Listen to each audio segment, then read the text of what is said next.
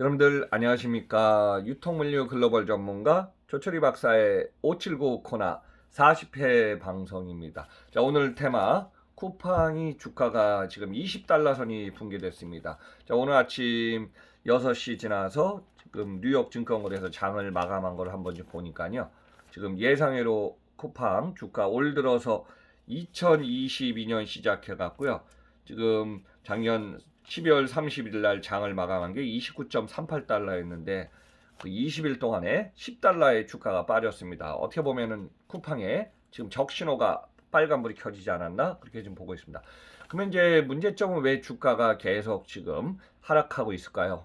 그 내용 한번 좀 정리해 봤고요. 또 문제점 이유 여기에 대해서 한번 제가 보는 대응 방안 종합적으로 한번 정리해서 제시해 보겠습니다. 여러분들 한번 참고하시기 바랍니다.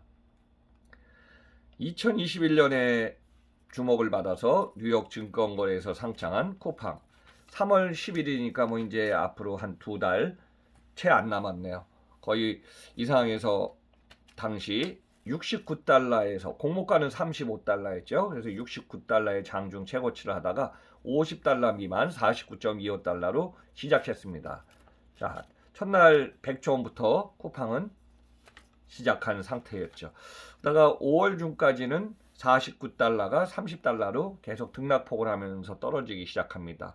그래서 이 상황이 계속 8월까지 유지하다가요. 8월 31일 날 30달러를 유지한 것이 붕괴돼서 29.96달러 선에 들었습니다. 그런데 이런 상황이 계속 29달러에서 또 그 다음에 11월 23일 25.69달러가 되기까지는 25에서 30달러 레인지 범위 내에서 등락 상승 하락을 계속 좀 유지해 왔죠. 그러다가 12월 31일 날 29.38달러로 장을 마감하면서 어느 정도 지금 쿠팡의 주식은 25에서 30달러 레인지에서 유지할 걸로 전망치가 보였습니다. 근데 이제 이 상황에서 여러 번 제가 방송에도 얘기했지만은 기업은 매출 규모도 중요하지만요. 영업이익을 내야 되는 것이 너무 중요합니다. 왜냐하면 영업 손실이 너무 크면요.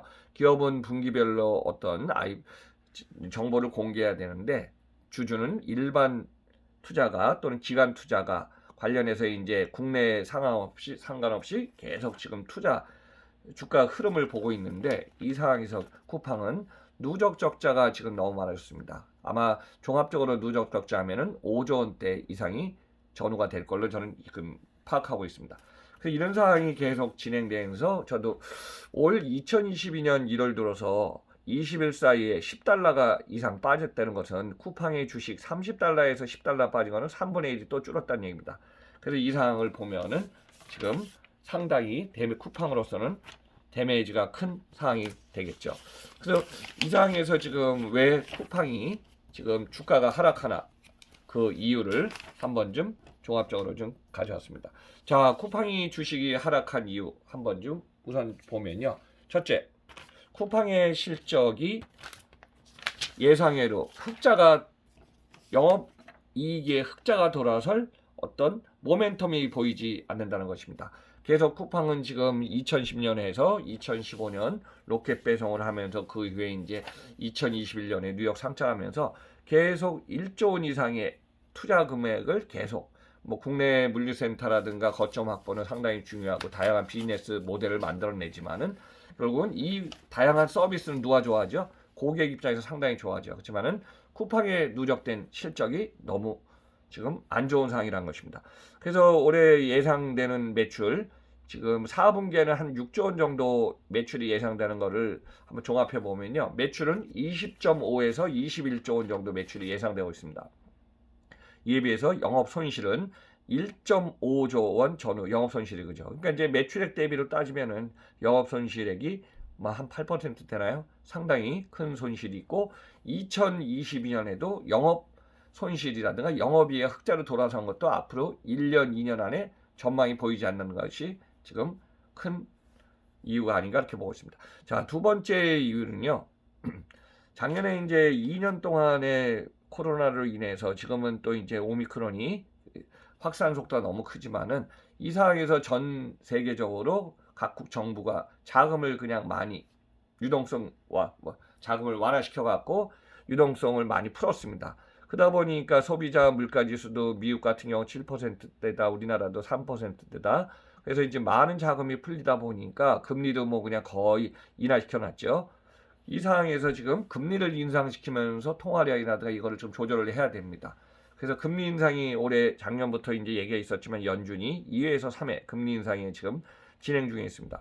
한국도 고정시켰던 금리 인상을 한국은행이 지금 금리 인상 시켰고 또 2, 3회 정도 더 예상이 되기 때문에 또 이 상황이 금리 인상의 영향이 더 미칠 걸로 보고 있습니다.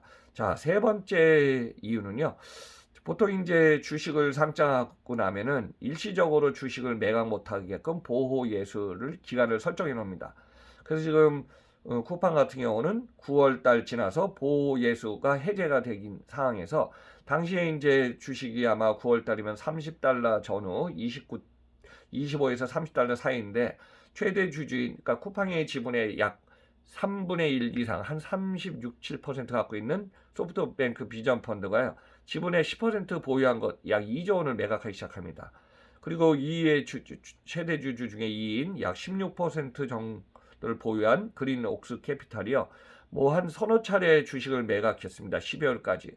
이 상황이 이제 최대 주주 거의 두 회사가 합치면은 48% 정도 되죠. 그런데 뭐 과반수 이하에 있는 최대 주주들이 일부 조정 국면에서 그 보호 예수 해제한후에서 주식을 매각한 것도 큰 상황의 변수였습니다. 자, 그 다음에 이제 올 들어서 뉴욕 증시나 나스닥도 작년에 상황은 상당히 좋다가 등락폭이었지만 올해 지금 금리 인상의 주가 지수의 영향으로 있어서 지금 계속 금리 인상 리스크가 발생하고 있어서 여기 따라서 지금 유통기업의 최강자 아마존도 2,200조가 지금 기업 가치가 2,000조가 무너진 상태입니다. 이 상황을 보면 쿠팡도 금리 인상의 리스크를 피하지 못한 것을 말할 수 있죠. 여기에 또 이제 기관 투자자들이 쿠팡 주식의 매도가 결국은 주가 부진의 원인으로 분석되고 있어서요. 야, 쿠팡 이제 영업이익이 언제 나올까? 매출은 올라가는 거 알았습니다. 그리고 이제 일부 데이터에서는 활성 고객이 1,700만 명 전에서 지금 멈추기 시작했습니다.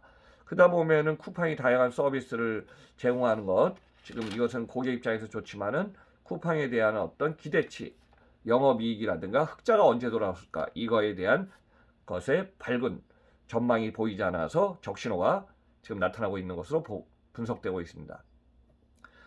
그 다음에 원인으로는 다섯 번째입니다. 미국 내 인플레이션이 심화돼 갔고요. 지금 연준이 금리 인상과 맞물렸지만은 한 수십 년, 몇십 년 동안에 1970년, 80년대 이후다 아니면은 2000년대 이후에 거의 금리 미국의 지금 물가 상승률, 인플레이션이 너무 심하다 보니까 이 부분을 지금 연준 포함해서 지금 잡아야 되고요. 또 다음 여섯 번째는 소비자 물가 상승률 지수가 미국이 뭐 몇십 년 만에 6에서 7%대로 최고 수치를 지금 나타내고 있습니다. 그리고 우리나라도 뭐 3% 이상이라고 하고 이 상황에서 전 세계적으로 물가 상승, 지금 원재료값, 또 지금 석유값, 유가가 보니까 뭐 거의 80달러 선을 또 넘어섰습니다. 국제유가 지금 일시적으로 다시 100달러 선을 다시 올라간다는 이런 전망치도 보이고 있습니다. 그래서 여러 가지 물가 상승률, 소비자 이것이 악 영향을 미치는 걸로 보고 있습니다. 그리고 마지막으로는 이제 쿠팡 입장에서 지금 경영 사항이 공격적인 외형 확장에는 진짜 뭐 물류센터라든가 전국에 관련된 투자 쪽에서는 계속 영향을 강화하지만은 이익 구조에 대한 어떤 다양한 서비스 매뉴얼 중에서 이익 구조를 갖다가 하는 그런 전망이 보이지 않는 것이 결국은 우리가 탈출 전략이라고 했죠. 탈출구가 보이지 않는 것이 여러 가지 문제점으로 지금 예상되고 있습니다. 그러면 이제 결론을 한번 좀 정리해 봤습니다. 제가 그러면 쿠팡은 대응 방안 결론을 어떻게 가져가야지 이 상황이 좋아질까요? 자, 우선 첫 번째입니다. 물류센터를 저도 이제 유통물류 전문가를 20년 하다 보면 물류를 갖다가 대형 허브, 서브, 그 다음에 캠프, 전국 거점에 거미줄망처럼 다양한 가면요. 결국은 투자 인프라에 투자하는 돈이 많이 들어가고요. 여기에 따라서 안정화시키는 데도 돈이 많이 들어가고 정상화하려면은. 근데 여기에 들어가는 투자 금액들, 고급 인력 유입, 또 신규 비즈니스 확장. 여기에 따라서 지금 물류 현장에서 지금 인건비, 일일 인건비를 많이 주다 보니까 외부 옆에 있는 물류센터의 인력까지 지금 쿠팡 쪽으로 와서 물론 이제 임금이 많아지니까 좋은 건 있지만은 고정비에 대해서 투자하는 어떤 효율성이 너무 지금 떨어진다는 얘기입니다. 그래서 물류 정상화에서 최적화를 만드는 타이밍, 이게 지금 너무 중요하고요. 두 번째는 외형 성장률과 이익 구조 개선을 회복해야 되는데, 확보해야 되는데 이것이 예상보다 불투명하다는 얘기입니다. 자, 세 번째는 2022년 1분기부터 영업 손실을 어느 정도 줄이는 것을 갖다가 어떤 고객 투자자들한테 명시해서 보여줘야 됩니다. 그렇지만은 이거에 대한 명확한 해법이나 제시가 안 보인다는 것입니다. 자, 네 번째는 투자 대비 이익 성과를 빨리 보여줘야 되는데, 이거에 대한 어떤 단계적인 전망치, 그다음 수치화된 것이, 우리가 이제 비주얼로 보여주는 것이 아직까지 나타나지 않고 있다는 것입니다. 자, 다섯 번째입니다. 자, 서비스를 확대해서 우리 이제 충성 고객이나 활성 고객에게 다양한 걸 갖다 보여줘야 되는데, 최근에 어떤 뭐 할인, 세일, 뭐 50%, 60%, 70% 이제 많은 상품을 쿠팡은 안고 있지만은, 쿠팡에 보면은 제가 이제 그 전에 방송에서 했지만 상품과 재고 압축을 해야 되는데 다양한 카테고리 모든 상품을 다 준비해 놨습니다.